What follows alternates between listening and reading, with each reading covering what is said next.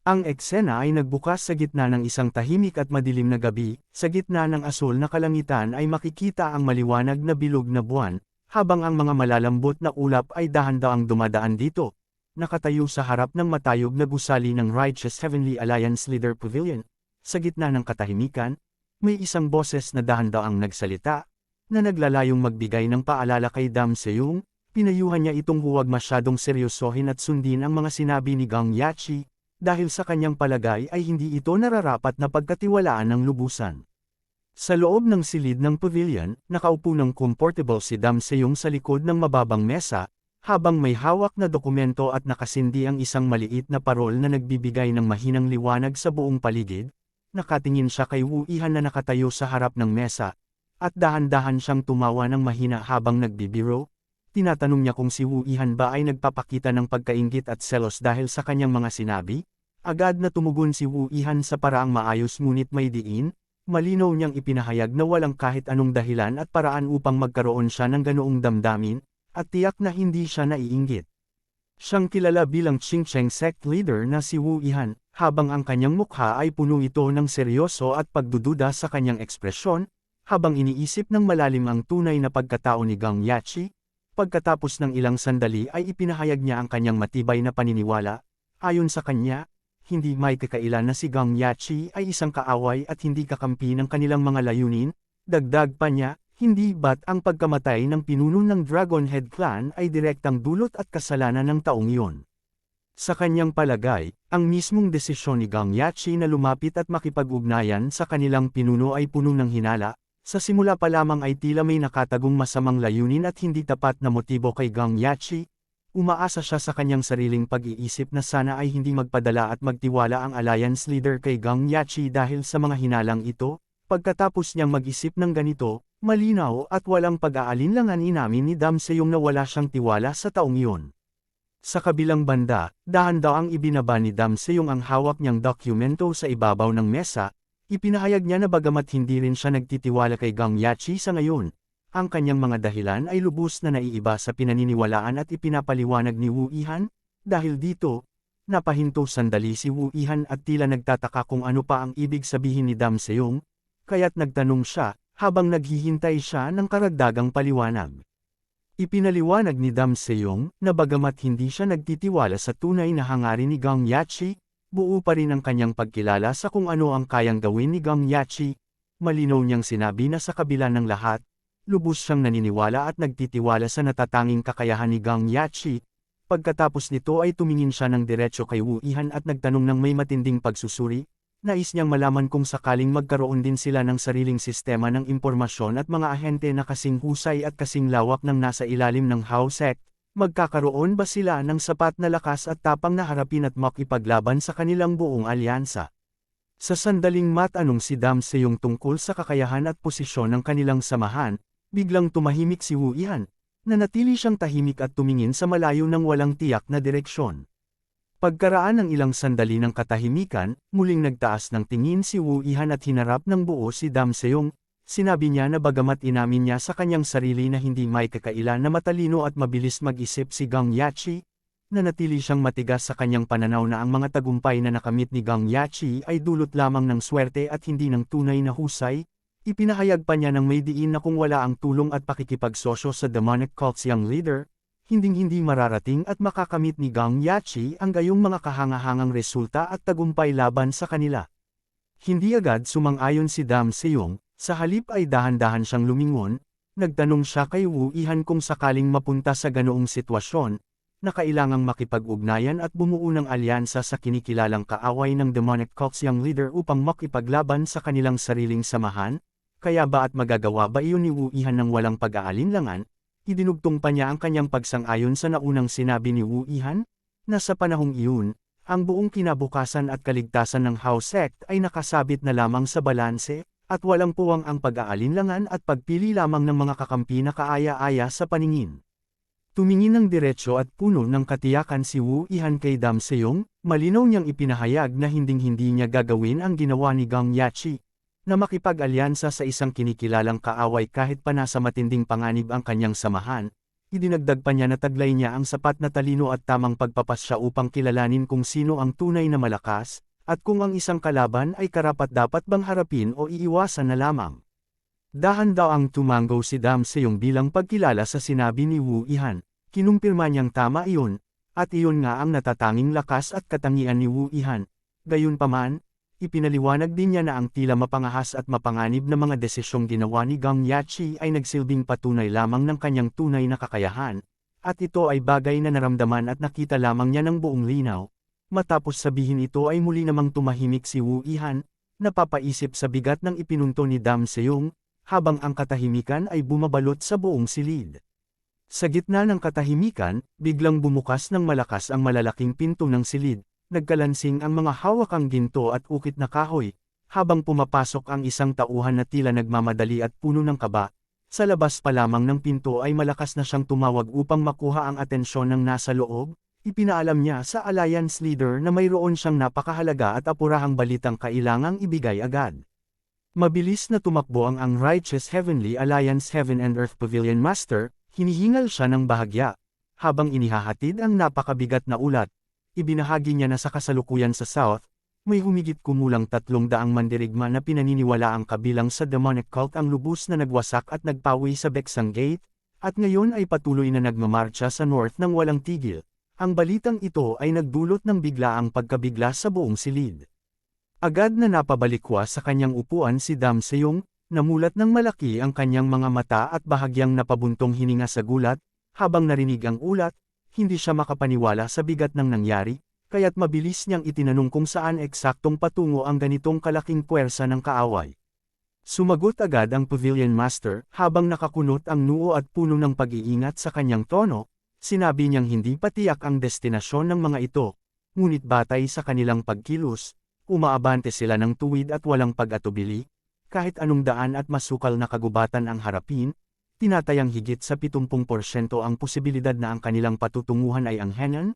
Nang marinig ito, agad na napaisip si Wu Ihan at nagtanong ng may matinding pag-aalala, kung gayon, posible bang ang Shaolin Temple ang kanilang target?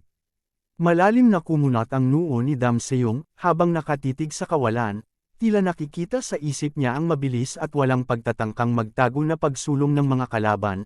Sa kanyang pagsusuri, napakahayag at walang anumang palusot ng kanilang pagkilos, na tila sadya nilang ipinapakita ang kanilang landas sa lahat.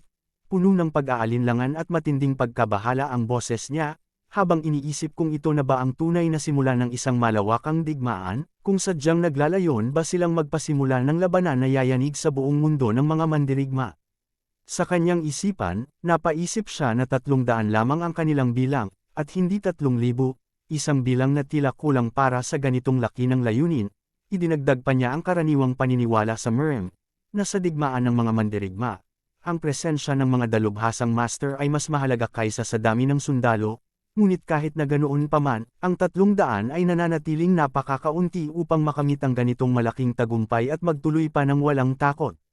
Nakatayo si Dam Seyong sa tapat ng malaking bintana at nakatanaw sa labas, dahan-dahan siyang nagtanong ng may pag-iingat kung mayroon na bang direktang mensahe o pakikipag-ugnayan na natanggap nila mula kay Gang Yachi. Agad na sumagot ang Pavilion Master ng may paggalang, na sinasabing wala pa silang natatanggap na anumang ganitong uri ng komunikasyon mula kay Gang Yachi. Ipinag-utos niya na itaas sa pinakamataas na antas ng prioridad ang buong sistema ng Heaven and Earth Pavilions Emergency Network, upang maging handa at mabilis na makatugon ang lahat ng kanilang ahente at tagapagbalita sa anumang posibleng pangyayari.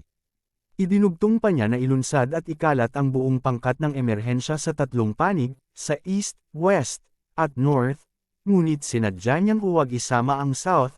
Sa narinig na ito, agad na naguluhan ang Heaven and Earth Pavilion Master, nanlaki ang kanyang mga mata at bahagyang napabuntong hininga sa gulat, habang nagtatanong kung tama ba ang kanyang narinig, na magtutuon sila sa 3 direksyon, at hindi sa South kung saan mismo nagmumula ang puwersa ng mga demonic cultists.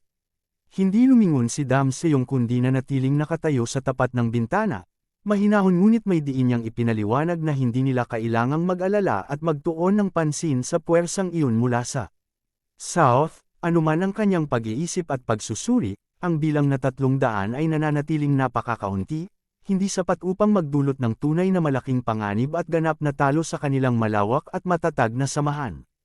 Ibinahagi ni Dam Seyong ang kanyang malalim na pagsusuri, ang digmaan ay ang pinakamadugo at marahas na anyo ng politika, na sumusiklab lamang kapag wala ng ibang mapagpipilian, kapag naubos na ang lahat ng paraan at lakas ng bawat panig, at wala ng pag-asa pang magkasundo at umatras pa. Idinagdag pa niya na lalo namang hindi magiging posible ang ganap na pagsisimula ng digmaan mula sa demonic cult, habang nananatiling matibay at buo pa ang Steel Blood Fortress. Sa kanyang pananaw, halos wala ng pagkakataon na susubukan nilang magsimula ng malawakang labanan sa ganitong kalagayan. Bagamat sumasang-ayon sa mga naunang punto, binigyang diin niya na ang tunay na suliranin ay hindi ang digmaan mismo, kundi ang nakatagong layunin ng kalaban. Sa kanyang palagay, hindi tiyak kung ang pagsulong na ito ay tunay na paghahanda sa labanan at may iba pang lihim na dahilan, at ang pagmamartsa sa south ng 300 mandirigma ng demonic cult ay malaki ang posibilidad na sadyang ginawa lamang upang makuha ang kanilang atensyon at iligaw ang kanilang paghuhusga. Sa kanyang isipan, alam niyang mayroong tiyak na lihim at nakatagong plano sa likod ng pangyayaring ito, ngunit hindi pa niya matukoy ng tiyak kung ano ito. Ang kawalan ng tiyak na sagot ay nagdulot sa kanya ng matinding pagkainip at pagkadismaya. Ipinahayag niya na ang ganitong sitwasyon kung saan alam mong may mali ngunit hindi mo matukoy kung ano ito ay labis na nakakabigo at hindi kaaya-aya para sa kanya. Dito nagaganap ang isang napakahalaga at hindi inaasahang kaganapan, ang lihim na pagtatagpo at pag-uusap sa pagitan ng Shaolin Temple at ng Heavenly Demon Divine Cult, isang pagpupulong na tila imposible at labis na ikinagulat ng sinumang nakakaalam sa matagal ng alitan ng dalawang panig. Bagamat ang mismong pagtatagpo ng Shaolin Temple at Heavenly Demon Divine Cult ay sadyang kahanga-hanga at nakakagulat, mas malaki pa ang naging suliranin. Ilang araw na ang lumipas ngunit walang kahit anong bulong-bulungan, balita, o impormasyon ang kumalat tungkol sa pangyayaring iyon. Nalaman ng lahat na ang dahilan ng ganitong katahimikan ay ang sadyang pagsasara ng Shaolin Temple sa lahat ng pintuan ng kanilang templo, na tila ibinukod ang kanilang sarili mula sa buong mundo upang hindi makapagsalita at makapaglabas ng anuman ang sinuman sa loob. Lumipas ang 2 linggo mula nang magsara ang templo, sa loob ng isa sa mga tahimik na silid at imbakan nito, nakapila ang 5 malalaking lalagyan na hinabi mula sa matibay na hibla. Ang bawat isa ay punong-puno ng daan-daang 10-color joy flowers. Mga bulaklak na nagkukulay na parang bahaghari, na may mga kulay na asul, pula, dilaw, lila, at marami pang iba na nagmumukhang masigla at sariwa pa rin. Ang mga bulaklak na ito ay lihim at palihim na dinala at inihatid sa Shaolin Temple mula pa sa malayong Gansu Province, nang walang nakakaalam kung bakit kailangan ang mga ito at kung ano ang gagawin sa ganitong karaming halaman. Sa loob ng isang malawak na bulwagan ng templo, agad na kumilos ang mga monghe ng Shaolin nang walang anumang pag-aalinlangan at pagpapaliban. Makapal na kumalat sa buong sahig na bato ang mga talulot ng 10-color joy flowers, na tila isang makulay na alpombra na sumasakop sa bawat sulo. Hawak ng mga monghe ang kani-kanilang mga mahahabang walis, at mabilis silang nagtulungan upang tipunin ang mga talulot. Sa isang tahimik na bahagi ng silid, nakapatong ang mga nakalap na talulot sa loob ng isang malaki at may kantab na gintong sisidlan. Mula rito ay dahan-dahang umusok ang mapuputing usok na humahalo sa hangin, na nagdadala ng mahinang amoy ng mga bulaklak, habang unti-unting nagbabago ang anyo ng mga ito sa ilalim ng init. Sa wakas, dumating na ang inaasahang sandali. Inilapit ni Sorayang ang kanyang kamay sa isang matandang monghe, na dahan-dahang ibinuka at inilapit sa gitna. Mula sa kanyang palad ay lumabas ang maliwanag at umiikot na asul na liwanag, na humihigop at nagpapakawala ng matinding chi. Sa gitna ng madilim at sagrado na silid, nakapalibot ng 7 gintong sisidlan na naglalabas ng puting usok ang 2 nakaluhod na figure. Sa unahan ay ang matandang monghe, na may bakas ng matinding pagdurusa sa kanyang mukha.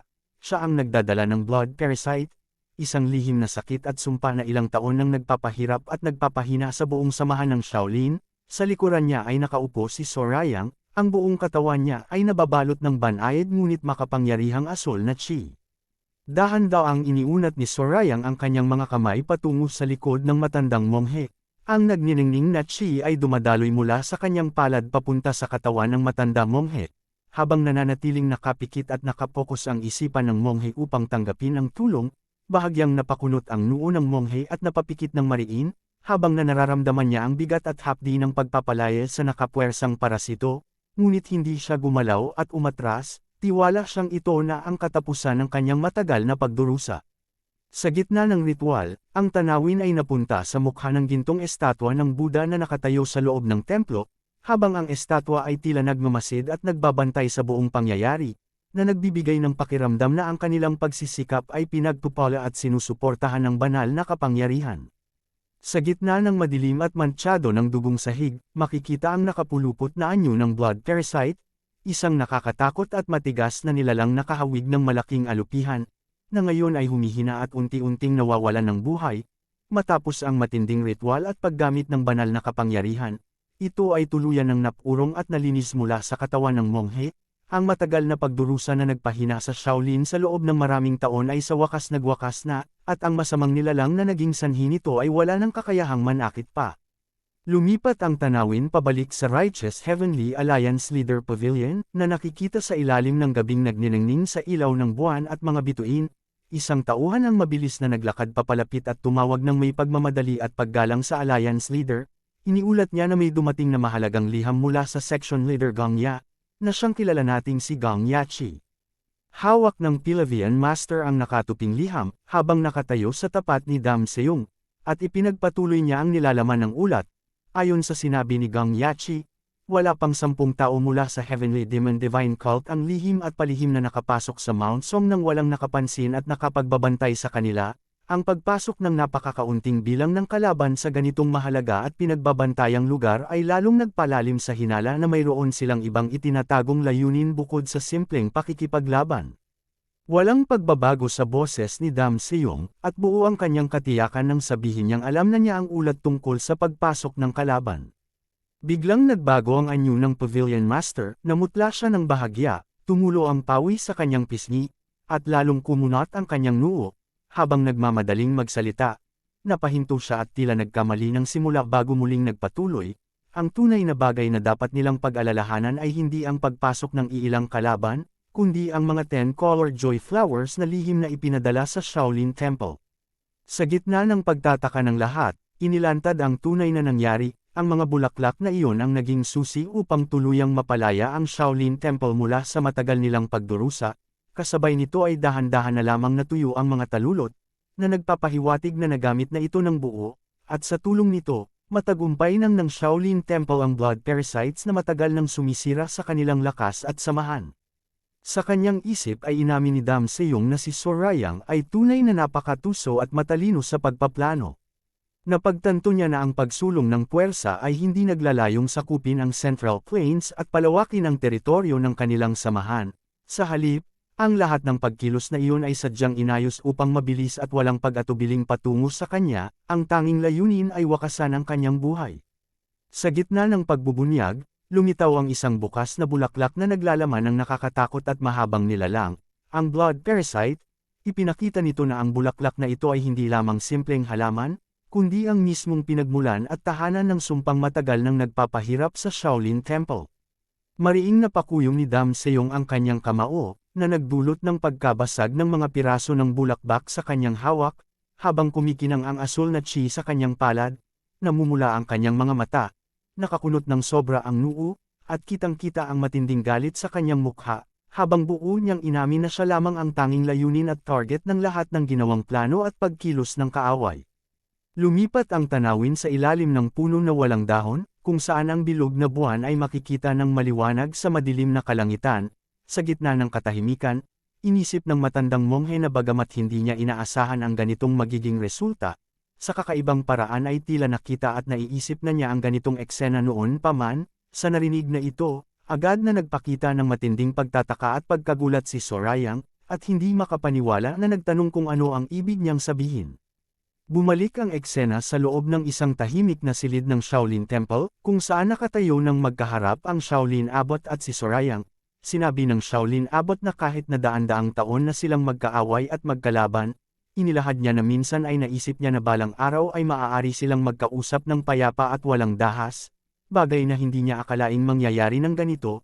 Tumanggo naman si Sorayang bilang pagsang-ayon, at idinagdag na tulad ng sinabi ng Shaolin Abbot, ang ganitong kinalabasan ay tiyak na hindi inaasahan at nahulaan ng sinuman. May mabigat na damdamin ang Shaolin Temple Abbot na si Hyacinth, habang ang kanyang mukha ay nagpakita ng pagpapakumbaba. Ibinahagi niya na tila pasanin sa kanyang puso ang magbitiw ng mga salitang tila masama at puno ng pagbabanta, lalo na bilang isang lingkod at tagasunod ng Buddha. Gayunpaman, inamin niya na sa kanyang matagal na paniniwala, tuwing magtatagpo ang dalawang panig sa kani-kanilang teritoryo ay tiyak na isa sa kanila ang tutuluyang sa landas ng pagkawasak at lubos na pagkatalo. Ipinaliwanag ni Sorayang na kung nanatili lamang silang walang ginawa at hindi kumilos, kahit hindi man ito mauwi sa lubos na pagkawasak, tiyak na makakatanggap pa rin sila ng matinding dagok at nakapipinsalang pinsala na mahirap nang maibabalik pa. Dahan-dahang itinaas ni Abbot Hyacinth ang kanyang isang kamay sa harap ng kanyang dibdib sa tanda ng pinakamataas na paggalang at panalangin, habang nakapikit ng mariin at puno ng damdamin, sa ngalan ng lahat ng nasa Shaolin, buong katapatan at taos puso siyang nagpahayag ng lubos na pasasalamat sa kanilang tagapagligtas at tagapagbigay ng tulong na si Sorayang. Tumingin ng diretso at seryoso si Sorayang kay Abbot Hyacinth, at nagtanong kung naipaalam na ba ng buo ni Master Joksong sa Shaolin Abbot ang kanyang tunay na layunin at hinihingi. Tumanggaw ng dahan-dahan si Abbot Hyacinth bilang pagsang-ayon, at sinabing narinig at naunawaan na niya ang lahat ng sinabi ni Joksong. Sa narinig na ito, lamambot ng bahagya ang ekspresyon ni Sorayang at sinabing sapat na iyon, hindi na kailangan pang magpasalamat si Abbot Hyacinth sa kanya, dahil alam na nilang pareho ang kanilang pinagkakasundoan. Ibinahagi ni Sorayang ang isang mahalagang impormasyon na dapat malaman ni Abbot Hyacinth, sa ganitong uri ng parasito, kapag namatay ang kanilang mga supling at naging biktima, ay namamatay din agad ang kanilang magulang na pinagmulan nito. Dahil dito, malalaman agad ng panig ng Alliance Leader na matagumpay na nilang naalis ang mga parasito na matagal nang sumisira sa kanilang samahan. Pumayag at kinumpirma ni Abbot Hyacinth na tama ang lahat ng sinabi ni Sorayang. Muling nagtanong si Sorayang kay Abbot Hyacinth kung ano ang balak nitong gawin at kung paano sila kikilos mula ngayon. Sumagot si Abbot Hyacinth na ang kanyang hangarin ay isa-isa at dahan-dahang lutisin ang lahat ng kaguluhan at gulo na sumisira sa Jiangho at mundo ng mga mandirigma. Pagkatapos marinig ang sagot, napansin ni Sorayang na tila malawak at hindi tiyak ang ibinigay na paliwanag ni Abbot Hyacinth. Tumingin ng diretso at puno ng katapangan si Abbot Hyacinth, walang bakas ng pag-aalinlangan sa kanyang mukha. Kinumpirma niya na ang kanyang layunin ay tiyak at matibay, at ang kanyang sarili at ang buong templo ay walang anumang balak maglagay ng hangganan at limitasyon sa gagawin nilang pagkilos para sa katotohanan at kapayapaan. Sa narinig, nanatiling tahimik na nakikinig si Sorayang sa sagot ni Abbot Hyacinth, habang ang kanyang mukha ay walang ipinakitang labis na gulat, bagkus ay puno ng pag-unawa at paggalang sa sinabi ni Abbot Hyacinth. Seryosong ipinaliwanag ni Sorayang na anuman ang mangyari, sa sandaling ilantad at ipahayag nila ang katotohanan tungkol sa blood parasites at ang pagkakasangkot ng Alliance Leader, hindi na maiiwasan ang direktang pagtutunggali at pagharap sa Righteous Heavenly Alliance. Tumanggo ng dahan-dahan at buong pagsang-ayon si Abbot Hyacinth, na sinasabing siya rin ay naniniwala na walang ibang daan at kailangan nilang harapin ang ganitong kahihinatnan. Tumingin ng seryoso at may bahid ng pag-aalala si Sorayang kay Abbot Hyacinth, ipinagpaalala niya na sa kanilang gagawin at paglalakbay patungo sa katotohanan, maaaring marami ang mapahamak at maging sakripisyo sa proseso. Pagkatapos marinig ang ganitong babala, pumikit ng mariin si Abbot Hyacinth, ibinaba ang kanyang tingin, at dahan-dahang bumulong ng Amitabha. Muling nagsalita si Sorayang, at sinabing tatanungin na niya ito sa huling pagkakataon. Handa ba at sasama ba ang Shaolin Temple na makipaglaban sa kanilang panig? Matapos ang tanong ay nabalot ng katahimikan ang paligid, tila huminto ang oras habang naghihintay si Sorayang ng tiyak na sagot. Dahan-dahang nagtaas ng tingin si Abbot Hyacinth at tumingin ng diretso kay Sorayang, walang pag-aalinlangan at puno ng paninindigan niyang ibinigay ang kanyang sagot. Ayon sa matandang kasabihan, ang lahat ng bagay ay babalik at ibabalik sa tamang katarungan, at iyon ang kanyang magiging paninindigan at tugon. Nakatitig si Sorayang sa kawalan at tila pinag-iisipan ng malalim ang ibig sabihin ng sinabi ni Abbot Hyacinth, napagtanto niya na ang sagot na iyon ay puno ng iba't ibang kahulugan at hindi madaling intindihin. Idinugtong pa niya na kung sakaling gumawa ng masama at maghasik ng kasamaan ng Heavenly Demon Divine Cult, hindi mag-aatubiling kumilos at haharapin ito ng Shaolin Temple upang itigil ang mga maling gawain. Gayunpaman, idiniin din niya na ang Shaolin ay tiyak na magtatagumpay, kaya't pinapayuhan niya si Abbot Hyacinth na huwag nang gumawa ng anumang bagay na magdudulot lamang ng gulo. Lumipat ang eksena sa malawak at tahimik na tanawin ng Shaolin Temple sa ilalim ng gabing madilim, na napapalibutan ng matatayog na bundok at matatandang puno. Sa sandaling iyon, inihayag ni Sorayang na hindi siya kayang magdulot pa ng gulo kahit pa dahil sa takot. Sa narinig na ito, napangiti at napatawa ng bahagya si Abbot Hyacinth, at ibinahagi ang kanyang nararamdaman. Labis siyang natutuwa at hindi alam kung ano ang gagawin sa sarili nang marinig ang ganyang mga salita mula kay Sorayang. Lumipat ang tagpo kay Goldie, habang payapa siyang natutulog sa kagubatan. Sa gitna ng madilim na gabi at sa tuktok ng matarik na bangin na nakatayo sa pagitan ng matatayog na bundok, makikita si Sorayang na tahimik na nakatayo. Sa kanyang tabi makikita si Goldie na payapa pa ring nakapulupot at natutulog sa malamig na bato. Sa kabilang dako ng bangin, nakatayo rin ang Tigre King na nagmamasid sa paligid. Nakatuon ang tingin ni Sorayang sa kawalan, habang ang hangin ay humahawi ng malakas sa kanyang mahabang buhok.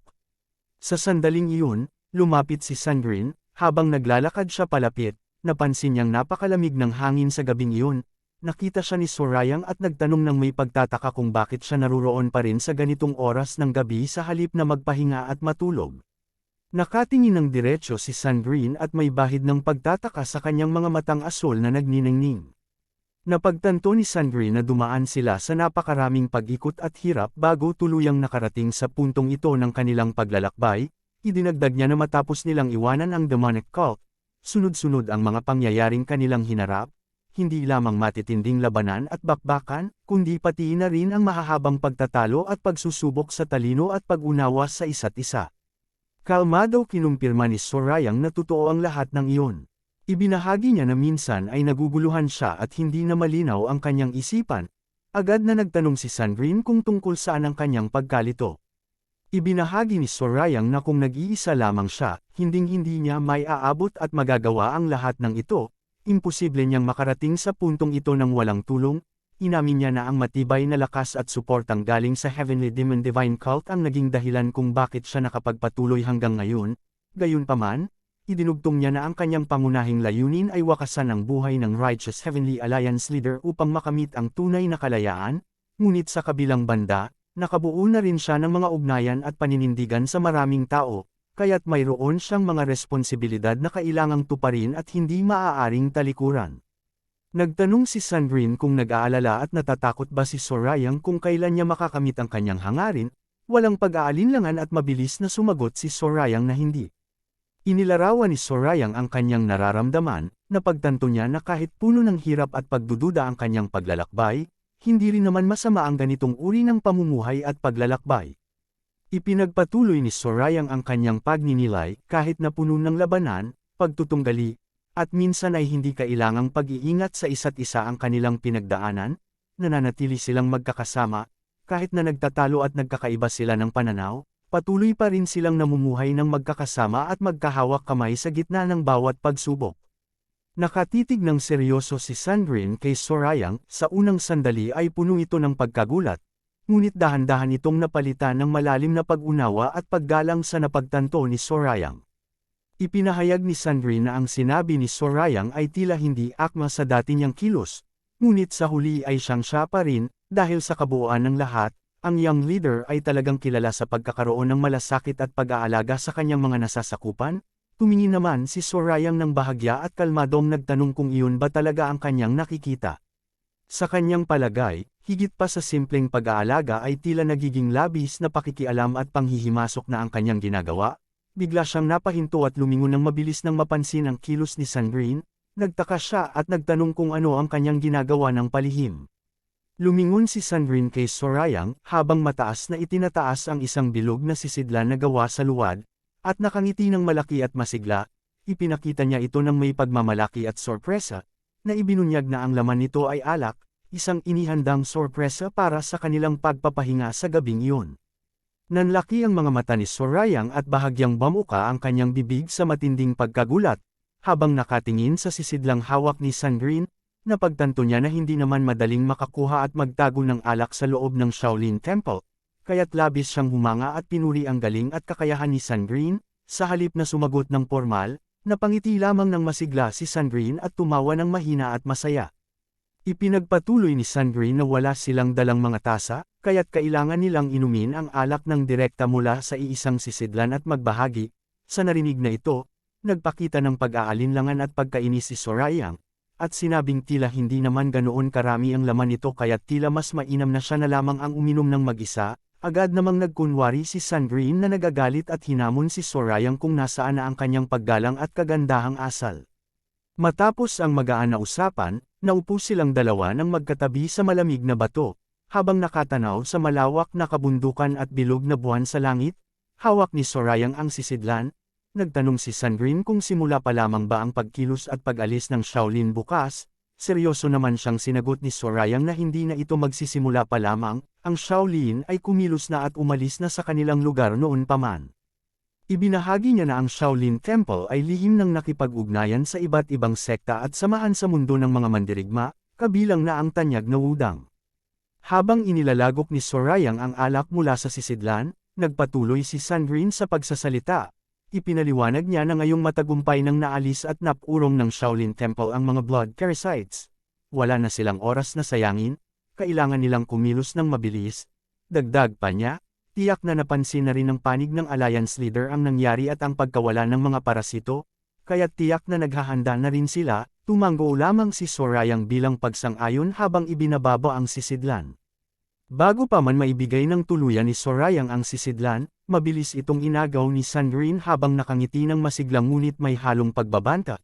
Sinabi niya na simula bukas ay magiging mas kakaiba at puno ng panganib ang mga pangyayari, at maaari ring maging lubhang nakamamatay. Napakunot naman ang noo ni Sorayang at nagpakita ng pagtataka sa sinabi ni Sandrine. Habang iniinom ni Sandrine ang alak mula sa sisidlan, makikita ang bahid ng kaba sa kanyang mukha.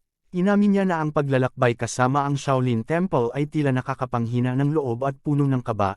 Gayunpaman, agad din siyang napangiti ng may pag-asa, habang iniisip na ang pagsama sa pinakadakilang samahan sa Central Plains upang pabagsakin ang mapang abusong Righteous Heavenly Alliance leader ay tila kasing tanyag at kasing dakila ng mga kwento ng mga bayani ng nakaraan. Tumingin ng may pagkukulang at paghingi ng paumanhin si Sorayang kay Sandrine. Ibinahagi niya na dahil sa dami ng kanyang iniisip at pinag-aalala, madalas niyang makalimutang banggitin ang mga bagay na dapat sana ay sinabi na niya agad. Agad namang napahinto si Sandrine at lumingon ng mabilis, puno ng pagtataka at pag-aalala, habang nagtatanong kung mayroon pa palang ibang mahalagang impormasyon na hindi pa niya ibinabahagi. Nanlaki ang mga mata ni Sandrine at tumulo ang pawis sa kanyang pisngi nang marinig ang susunod na sinabi ni Sorayang. Sa halip na kumpirmahin ang kanilang paglalakbay ng magkasama, malinaw na sinabi ni Sorayang na hindi siya sasama at sasabay sa pagkilos ng Shaolin Temple. Dahil sa matinding pagkagulat, hindi makapagsalita ng maayos si Sandrine at paulit-ulit na nagtanong kung ano ang ibig sabihin nito at kung bakit biglang nagbago ang plano. Ipinaliwanag ni Sorayang na sa sandaling humakbang at kumilos na ang Shaolin Temple at wudang sects, mapipilitin at maitutulak sa dulo ng bangin ang Righteous Heavenly Alliance. Dahil dito, hindi na nila kailangang maging pangunahing bida at nasa gitna ng pinakamainit na labanan, makakamit pa rin nila ang kanilang layunin nang hindi inilalagay sa pinakamataas na panganib ang kanilang sarili. Sa huli, ipinaalala niya na huwag nilang kalimutan kung sino pa ang kanilang kasangga. Nagtanong siya kung naaalala pa ba nito kung sino ang kanilang tinawag at hiningian ng tulong noon upang gamutin at iligtas ang mga monghe ng Shaolin Temple mula sa matinding sakit. Biglang nalaala ni Sorayang noon lumitaw ang anyo ng Secret Demonic Queen. Siya ay nakatayo sa gitna ng gubat, habang napapalibutan ng nagniningning na kulay rosas na chi. Isang pamilyar na boses ang bumati sa kanya, na nagsasabing matagal na panahon na mula noong huli silang nagkita. Sa kanilang matinding labanan noon sa Secret Demonic Queen. Ang huling sagupaan na malapit na niyang matagumpay ngunit nabigo siya sa huling atake. At ang panghuling alaala na hindi niya makakalimutan sa lahat ay ang pagbunot ng kanyang ulo ng walang pag-alinlangan. Puno ng matinding katiyakan at walang pag-aalinlangan si Sorayang, habang ang kanyang mga mata ay matalas at nakatuon sa isang layunin, siya ay nagpasya at tiyak na tatapusin ang buhay ng Secret Demon Queen. Lumipat ang eksena sa Mount Wudang na matatagpuan sa Hubei Province. Makikita ang matayog na tore ng templo na nakatayo sa tuktok ng bundok, na napapalibutan ng makapal na hamog at malamig na simoy ng hangin. Sa gitna ng nagyayelong hangin at bumabagsak na nyebe, dalawang figure ang nagtatagpo sa mabatong lupa. Nagpahayag ang tauhan ng pagkamangha sa lamig at nagtanong kung ano ang nagdala kay Hyun-chun sa ganitong lugar at oras. Kalmadong binati ni Hyun-chun ang pagdating ng tauhan, ibinalita ng tauhan na matagumpay na niyang nakuha ang sapat na halaga ng gamot na tatagal ng 10 araw. Agad niya itong ihahanda at ibibigay kay Hyun-chun. Malinaw na ipinaalam ni Hyun-chun sa kanyang tauhan na hindi na niya kailangan ng gamot. Agad na nagpakita ng matinding pagkabahala at pagkagulat ang tauhan, nanginginig ang kanyang boses, habang sinasabing mapapahamak at masasaktan lamang si Hyun-yang kung itutuloy niya ito nang walang tulong ng gamot. Tumingin ng diretso at seryoso si Hyun-chun, at inutusan ang tauhan na makinig ng mabuti. Ibinahagi niya na kahit siya ay hindi pa nakatapak ng maayos sa tunay na landas ng kanyang paglalakbay, patuloy pa rin siyang natatakot sa kamatayan. Idinugtong pa niya na dahil sa madilim at nakababahalang anino na bumabalot sa bundok na minana pa nila mula sa mga tanyag at makapangyarihang ninuno, hindi niya maaaring ipagwalang bahala at ituring na walang halaga ang kanyang sariling buhay. Tumingin ng seryoso at puno ng pag-aalala ang tauhan, at ipinaliwanag na dahil sa bigat ng sitwasyon, kailangan talagang inumin at gamitin ni Hyun-chun ang gamot. Idinugtong pa niya na kung sakaling may mangyaring masama sa kanya, mawawalan sila ng sentro at pundasyon na nagbubuklod sa kanilang lahat. Dagdag pa niya, hanggang ngayon ay nahihirapan pa rin silang kumbansihin ang iba pang kasapi na kumilos kasama nila, kaya't hindi nila maaring mawala si Hyun-chun. Nakatingin sa malayo si Hyun-chun, habang ang kanyang mga mata ay puno ng lungkot at pagkabigat ng loob. Ibinahagi niya na tunay na nakalulungkot at lubhang hindi maganda ang nangyayari sa kanila at sa buong mundo ng mga mandirigma. Tumingin si Hyun-chun sa malayo at nagtanong siya kung anong pakinabang ng salapi at kapangyarihan para sa isang tunay na sumusunod sa Dao. Idinugtong pa niya na walang kabuluhan ang paghahangad ng katanyagan at papuri sa mundong ito. Sa payapang bahagi ng kagubatan, kung saan makikita ang dalawang USA, ang isa ay kumukuha ng bunga mula sa sanga ng puno, habang ang isa naman ay umiinom ng malinaw na tubig mula sa batis. Ipinapaliwanag ni Hyun-chun na sapat na ang tubig mula sa mga sapa at prutas mula sa kagubatan upang matugunan ang kanilang pangangailangan, walang iba pang kailangan.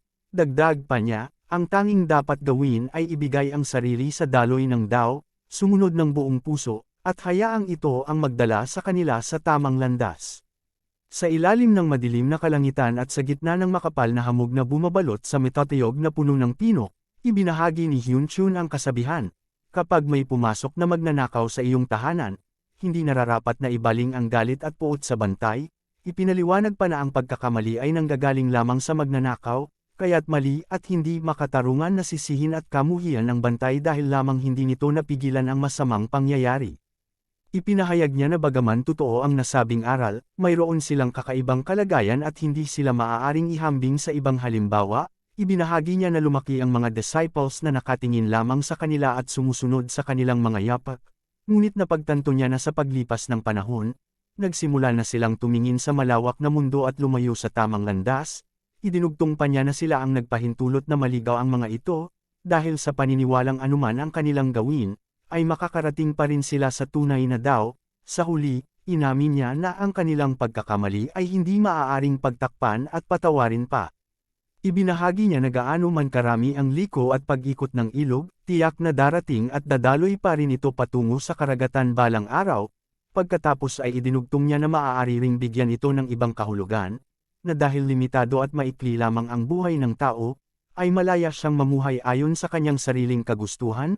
Habang nakatitig lamang ang tauhan sa alon, tila hindi agad makahanap ng tamang salita upang tumugon sa ganitong malalim na pananaw. Ipinahayag niya na anuman ang landas na tinatahak, maging ang Dao o ang turo ng Buddha, ay kailangang matutunan ng sinumang sumusunod ang pag-iisip at pagmamalasakit sa kapwa. Idinugtong pa niya na hindi nila ito nagawang isabuhay, sa katotohanan, hindi man lang sila nagpumilit na gawin ito. Inamin niya na maaaring nalunod siya sa sarili niyang husay at kakayahan matapos marinig ang mga papuri at paghanga ng ibang tao, kaya't nakalimutan niyang isaalang-alang ang iba. Lumipat ang eksena sa malawak na tanawin ng kabundukan, kung saan ang unang liwanag ng araw ay dahan-dahang sumisilip sa likod ng matatayog na bundok. Ang kalangitan ay nagbabago mula sa madilim na asul patungo sa mainit na kulay kahel at dilaw, na bagaman may mga pagkukulang sila, mayroon pa ring darating na pagbabago. Malinaw niyang ipinahayag na hindi na siya lilingon pa sa kanyang mga tungkulin at mga pagkakamaling nagawa. Idinugtong pa niya na hindi na siya mananatili lamang sa gilid at manunood mula sa malayo, dahil alam niyang hindi sapat ang mga salita lamang upang mapaniwala at mapakilos ang iba. Ipinahayag niya na gagawin niya ito para sa kanyang mga disciples, sa buong sekta ng Wudang, at sa lahat ng taong nagtitiwala sa kanila. Idinugtong pa niya na upang maitama ang landas ng Dao sa buong mundo, ay hindi na siya mag-aatubiling itaas ang kanyang espada at makipaglaban. Lumingon ang tauhan, at may buong pagpapakumbaba at katapatan na sinabing kung iyon ang nais at pasya ni Hyun Chun, ay tutulong at sasama siya sa lahat ng gagawin. Pagkatapos ay ibinigay ni Hyun Chun ang utos na ipaghanda at salubungin ng maayos ang kanilang mga darating na bisita. Lumingon ng mabilis ang tauhan, habang nagtatanong kung ano ang ibig sabihin ng sinabi ni Hyun Chun. Bago pa man makasagot ang huli, bigla napahinto ang tauhan, na tila may napagtanto siyang lubhang nakakagulat at hindi inaasahan. Sabay silang lumingon sa direksyon ng pinanggagalingan ng hangin at lakas, sa gitna ng makapal na hamog at alikabok. Isang anino ang dahan-daang lumilitaw at papalapit sa kanila. Habang nakatitig sila rito, napagtanto ang tauhan na ang Chi ay nagmumula sa papalapit na figure ay lubhang kakaiba, napakalakas, at hindi pangkaraniwan, kaya't hindi siya makapagsalita sa pagkamangha. Habang unti-unting lamilinaw ang paningin at kumukupas ang hamog, lumitaw ang mukha ni Gugo, habang ang buong paligid niya ay napapalibutan ng matinding Chi na tila humahampas sa lahat ng dako. Sa gitna ng unti-unting kumukupas na hamog, lumitaw ng buo ang anyo ni Gugo. Siya ay tumayo ng tuwid at may paggalang, habang ipinapakilala ang kanyang sarili at ang kanyang katungkulan, na siya ang namumuno sa Pinolo Hall ng Divine Cult, at nagpupugay kay Hyun Chun bilang kanyang dakilang nakatatandang kapatid. Tumingin ng mabuti si Hyun Chun kay Gugo, at sinabing ang dalisay at banal na Heavenly Chi ng Mount Wudang ay maaaring hindi angkop at magdulot ng hindi pagkagaan ng pakiramdam para sa kanya.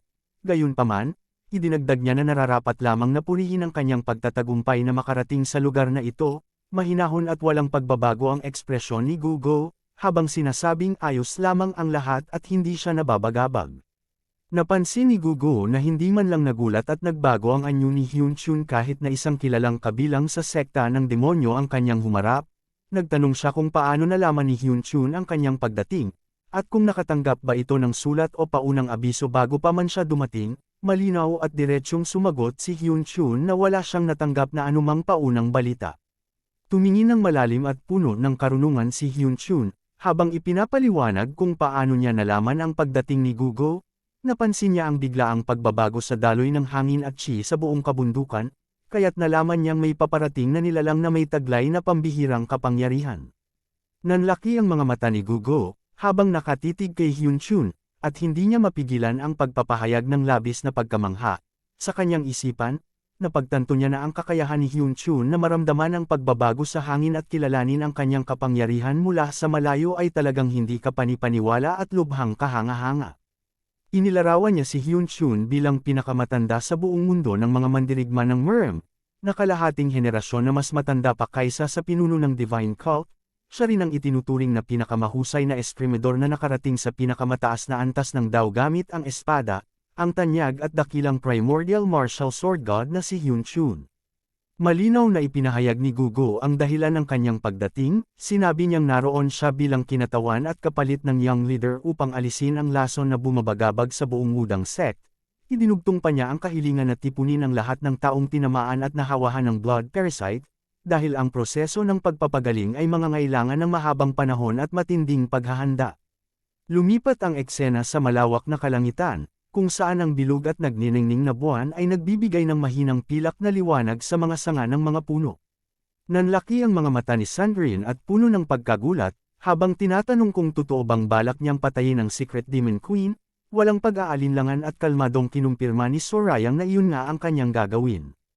Puno ng pagtataka at pagkabahala si Sandrine, habang ipinahayag niya na lahat na ng paghahanda ay tapos na at nakahanda na ang lahat. Kaya't hindi niya maintindihan kung bakit biglang magbabago ng isip at utres si Sorayang sa oras na ito. Seryosong ipinaliwanag ni Sorayang na tila hindi nito naiintindihan ang buong sitwasyon.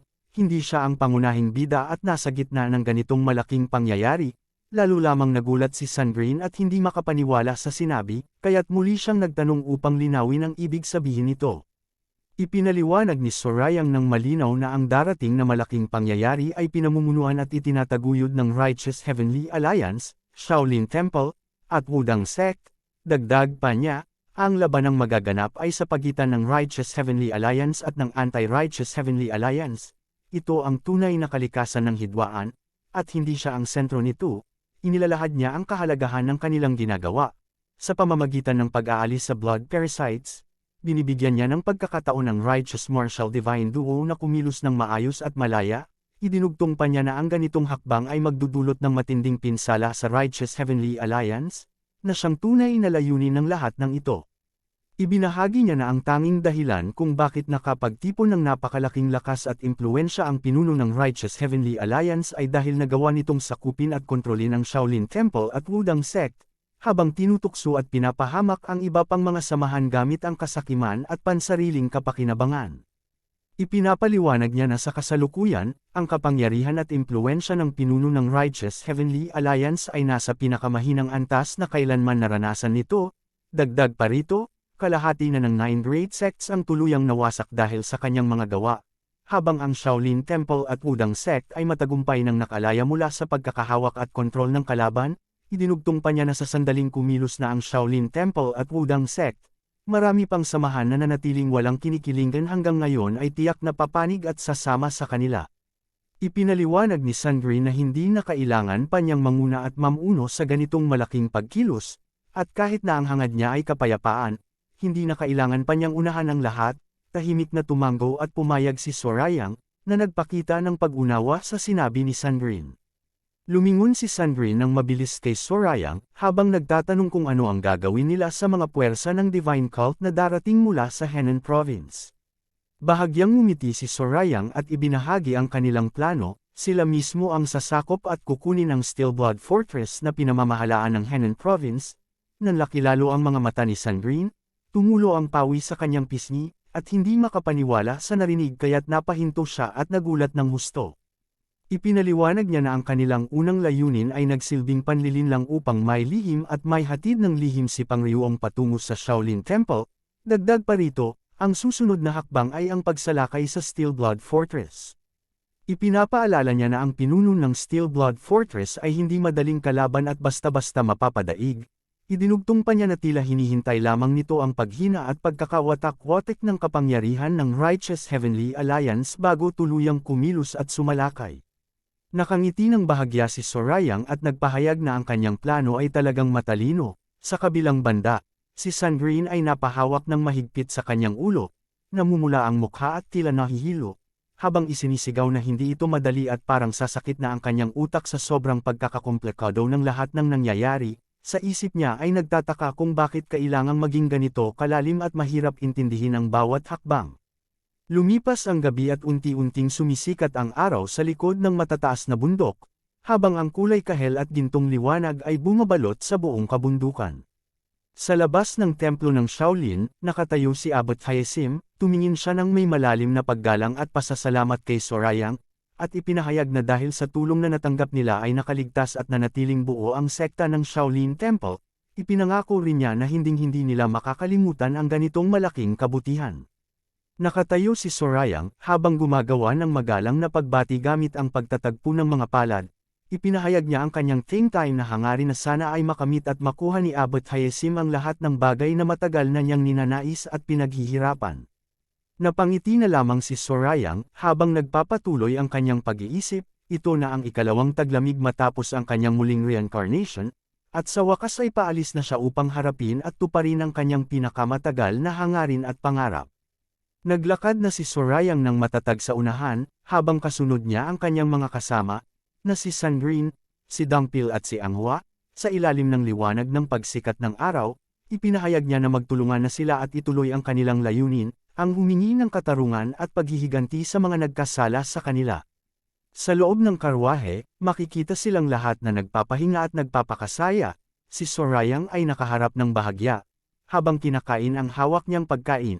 Sa kanyang tapat, ay nakatingin si Anghua ng may pagkamangha, habang si Sandrine naman ay nakangiti at masiglang kumakain din ng kanyang kinuha.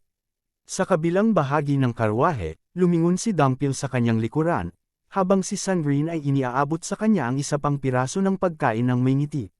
Sa ilalim ng makulay na kalangitan habang papalubog ang araw, ang karwahe ay hinihila ng 2 kabayo na mabilis na tumatakbo sa malawak at tuyong kapatagan.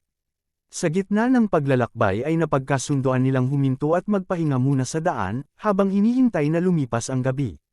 Sa gitna ng kagubatan, nakapalibot sila sa maliit na apoy na nagbibigay ng liwanag, habang si Dumpil ay marahang hinahaplos ang mukha ng kanilang kabayo, habang nagtataka si Sandrine kung bakit tila mas kalmado at tahimik na ngayon si Gardma kumpara noong una. Sumagot si Sorayang at sinabi na si Dumpil ay palagi naman talagang walang gaanong emosyon at reaksyon. Lumingon si Sandrine kay Sorayang, habang itinatama ang sinabi ni Sorayang, ipinaliwanag niya na hindi lamang basta pagiging kalmado. Ang totoo rito ay mas mahusay at mas maayos na niyang napipigilan at napapamahalaan ang kanyang demonic chi kaysa dati. Ipinaliwanag ni Sorayang ang dahilan ng pagbabago ni Dumpil, ibinahagi niya na marami itong natutunan mula sa Shaolin Temple, lalo na nang magkaroon siya ng pagkakataong makausap at makapagpalitan ng kaisipan ng tanyag na Great Monk. Ipinapaliwanag pa niya ang isang lihim na hindi pa ganap na malinaw sa lahat, hindi alam kung paano napunta ang kaalamang ito sa Divine Cult, ngunit ang pundasyon ng Vajrayaksha demonic art na pinag-aaralan ni Dumpil ay nagmula sa mga tunay na pamamaraan at sining ng pakikipaglaban ng Buddhism. Ipinaliwanag niya na kung wala lamang ang demonic chi na nagbibigay dito ng madilim na katangian, ang Vajrayaksha demonic arts ay maituturing at maitatawag na purong sining ng Buddhist martial arts. Sinabi pa niya na tila labis na nagkaroon ng interes ang Great Monk sa kanya, kaya't marami itong ibinahaging aral at payo na kailanman ay hindi pa naririnig ng iba. Sa paligid ng naglalagablab na apoy sa gubat, napansin ni Sandrine ang mabilis na pag-unlad ng kakayahan ni Gardma, habang inirereklamo na siya ay nananatili pa ring nahihirapan at hindi makausad sa pag-aaral ng step arts. Tumingin ng matalim at nagbiro si Sorayang na tila hindi talaga bagay sa kanya ang ganitong uri ng sining, agad namang napataas ng boses ni Sandrine, na tila nasaktan at nagtampo, habang sinasabing may damdamin din naman siya at hindi dapat siya pagtawanan. Nakayuko ng bahagya si Sandrine, habang nakapulupot ang mga braso sa kanyang mga tuhod habang bumantong hininga ng malalim at napapikit sa pagod, ibinahagi niya na hindi naman siya pwedeng itanong lahat ng kanyang mga katanungan, at hindi rin pwedeng laging hilingin na makipagsanay at makipaglaban sa kanila anumang oras, idinugtong pa niya na tila sasabog na ang kanyang ulo sa dami ng iniisip at kinatatakutan. Lumingon si Sorayang sa kanya, tila nagulat sa sinabi ni Sandrine, sinabi niyang kung mayroon man itong gustong itanong ay huwag itong mag-atubili, at nagtaka kung kailan pa ito naging mahiyain at nag-alala sa mga ganyang bagay. Ipinapaliwanag ng seryoso ni Sandrine ang dahilan, kahit pa nagtutulungan sila at nasa iisang layunin, hindi maaaring ibahagi ang mga lihim at espesyal na pamamaraan ng pakikipaglaban ng secret martial arts sa mga taong hindi kabilang o mga tagalabas. Tumanggo lamang si Sorayang ng dahan-dahan at inamin na tama ang sinabi ni Sandrine, kahit na may halong pagkabigo sa kanyang tinig. Ipinapahayag ni Sorayang na kahit hindi maaaring ibahagi ang mga lihim na sining ng pakikipaglaban, handa pa rin siyang tumulong sa anumang bagay na kayang ibigay, at sisigot sa lahat ng kailangan ni Sandrine sa abot ng kanyang makakaya. Sumagot naman si Sandrine ng may pagbibiro, nakangiti, habang sinasabing huwag itong mag-alala, dahil kung talagang kailangan niya ay gigisingan pa niya ito kahit natutulog na. Dahan-dahang nagsalita si Anghua sa kiliran, habang tila nag-aalangan at mahinang tinawag si Sorayang bilang young leader, bago tanungin kung saan naroon si Hallmaster Go. Tumingin ng seryoso si Sorayang kay Anghua, at sinabing naroon na si Hallmaster Go sa Wudang Sect, at magkikita rin sila nito sa lalong madaling panahon. Pagkatapos ay nagtanong siya pabalik kung mayroon bang gustong sabihin at iparating si Anghua kay Gugo. Namula ng bahagya ang mukha ni Anghua, habang umiiling at sinabing wala naman siyang espesyal na sasabihin, ngunit dahan-dahan niyang inamin na paminsan-minsan ay tinutulungan at tinuturuan siya ni Hallmaster Go sa kanyang pag-aaral ng martial arts. Nanlaki ang mga mata ni Sorayang at nagulat nang marinig ang sinabi. Hindi siya makapaniwala na ang taong kilala bilang walang pakialam at walang interes sa iba ay naglaan pa ng oras upang tingnan at tulungan ang pag-aaral ni Anghua. Biglang yumuko ng malalim si Anghua, habang humihingi ng paumanhin, nagsisisi siya na tila naglakas loob siyang tumanggap ng turo mula sa iba maliban kay Sorayang. Agad namang nagulat si Sandrine at nagtaka kung bakit kailangan niyang humingi ng tawad sa ganoong bagay, habang si Sorayang naman ay mabilis na tumugon at itinama ang kaisipan ni Anghua, ipinaliwanag niyang hindi siya ang kanyang guro o pangunahing tagapagturo, at hindi mahalaga kung sino ang nagtuturo, basta may matutunan siya, ayos lamang iyon kahit kanino manggaling. Pinaliwanag ni Sorayang na si Hall Master Go ay isang martial master na kasing husay at kasing dakila pa ng mga pinuno ng 9 great sects, kaya't marami talaga siyang matututunan mula rito. Nakatingin ng may paghanga at paggalang si Anghua, at agad na sumagot ng may katapatan at pagsunod, tinatawag si Sorayang bilang young leader. Sa kanyang isipan, sinabi ni Sorayang na si Anghua ay nasa matibay na porma ng pakikipaglaban, at ipinahayag na ang pagkakaroon ng malalim na ugnayan at pagkakaibigan na higit pa sa antas at katungkulan ay isang magandang bagay, idinugtong pa na unti-unti na silang nagkakaunawaan at nagiging mas matibay ang samahan. Sinabi niya na ito rin ang kanyang pinakahahangad para sa buong Divine Cult sa darating na panahon, na magkaroon ng ganitong uri ng pagtitiwala at pagmamahalan ang lahat ng miyembro nito. Ipinahayag niya na upang makamit ang pangarap na iyon, may mga mahahalaga at kailangan niyang isagawa at harapin. Sa loob ng karwahe, tinawag ni Sorayang ang pangalan ni Dumpil, agad na sumagot si Dumpil na may buong paggalang at pagsunod, at idinugtong ni Sorayang ang utos na dalhin si Pangryong sa kanyang kinaroroonan. Lumipat ang tanawin sa napakagandang arkitektura ng lugar, kung saan makikita ang mga detalyadong ukit, nakasabit na palamuti, at mga bintanang may disenyo ng bulaklak at simbolo. Mula sa isang kahoy na timba ay ibinubuhos ng dahan-dahan ang malinaw na tubig papunta sa malawak na paligan, ang tubig ay kumalat at bumula, habang ang mga talulot ng bulaklak ay lumulutang sa ibabaw nito, na nagbibigay ng mabangong amoy at payapang tanawin. Inilubog ng bahagya ang isang kamay sa tubig upang damhin ang temperatura at paghahalo nito, habang iniulat na matagumpay nang naibuhos ang fire milk liquid, sumagot ang nasa kabilang panig na maayos ang ginawa, at agad na nagtanong kung gaano pa karami ang natitirang supply na maaaring gamitin. Sumagot ang katulong na mayroong 47 bahagi at sukat bawat kahon, at mayroon pang 141 kahon ang natitira. Sa pagtatansya, napagtanto niyang sapat lamang ito para sa 3 araw na paggamit. Ipinahayag ng Secret Demonic Queen na ang kanyang sining ng pakikipaglaban ay nasa dulo na ng kakayahan, at tila nanginginig na ang kanyang pagkatao sa pagsubok na umusad pa ng higit pa, gayunpaman, mayroon siyang tiwala na bukas ay mababasag niya ang harang na pumipigil sa kanya, at sa sumunod na araw ay magiging matatag at maayos na ang lahat. Ipinahayag pa niya na kahit matagal na panahon ang lumipas, sa wakas ay narating din niya ang ganitong antas, at lahat ng ito ay dahil sa tulong at paggabay ng kanyang mga kasama.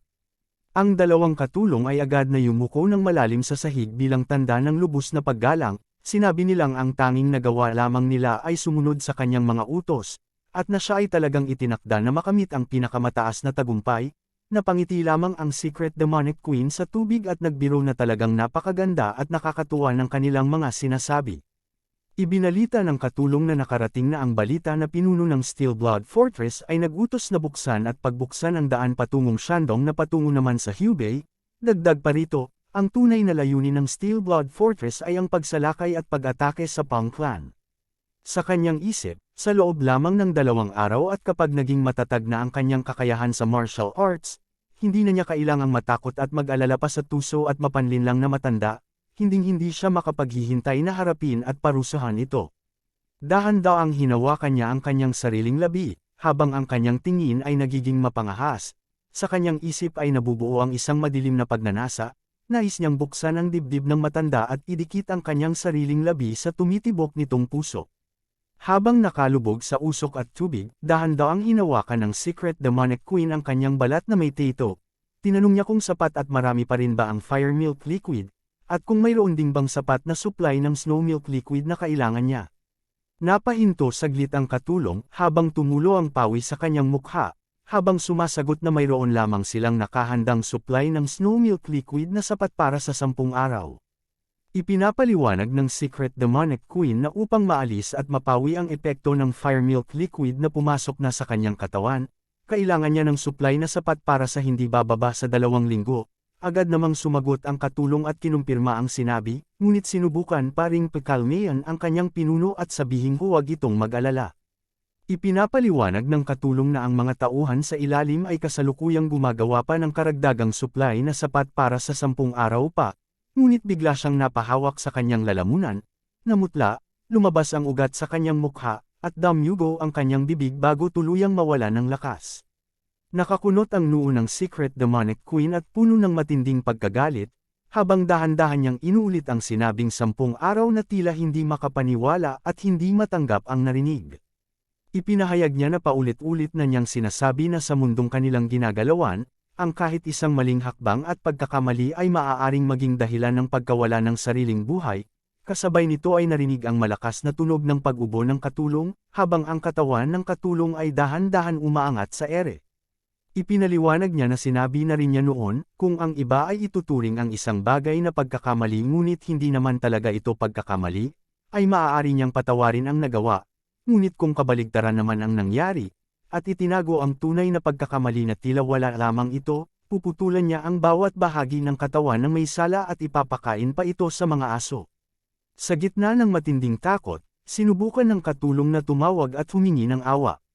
Nakatingala na lamang ang katulong ng walang lakas, namumutla ang balat, lumalabas ang mga ugat sa mukha at leeg, at dumadaloy ang dugo mula sa kanyang mga mata at bibig, nanginginig ang kanyang leeg, habang hirap na hirap huminga, habang dahan-daang nawawala ng buhay ang kanyang katawan dahil sa parusang ipinataw sa kanya. Namumula ang mukha at kumukunot ang noo ng Secret Demonic Queen, habang puno ng puot na tinawag na walang kwentang hanggal ang kanyang nasasakupan. Kasabay nito ay biglang sumabog ang katawan ng katulong, habang ang natitirang katulong ay napahawak ng mahigpit sa kanyang dibdib, habang nanlalaki ang kanyang mga mata at namutla sa sobrang takot, habang nakatingin sa nangyayari. Kasabay nito ay napuno ng mga bakas ng dugo at maliliit na piraso ng katawan sa sahig. Ang natitirang katulong ay tumulo ang luha, nanginginig ang buong katawan, at natakot, habang sinabi ng Secret Demonic Queen na napakatagal na panahon na mula noong huli niyang naranasan ang ganitong pangyayari. Sa gitna ng usok, dahan-daang hinawakan ng Secret Demonic Queen ang kanyang mukha, habang nakangiti ng nakakatakot at puno ng pananibik. Sinabi niya na matagal na rin mula noong huli siyang nakalanghap ng ganito kapuno at kasing sarap na amoy ng dugo, ipinakilala siya bilang Secret Demon Queen na si Kwak Sokyo.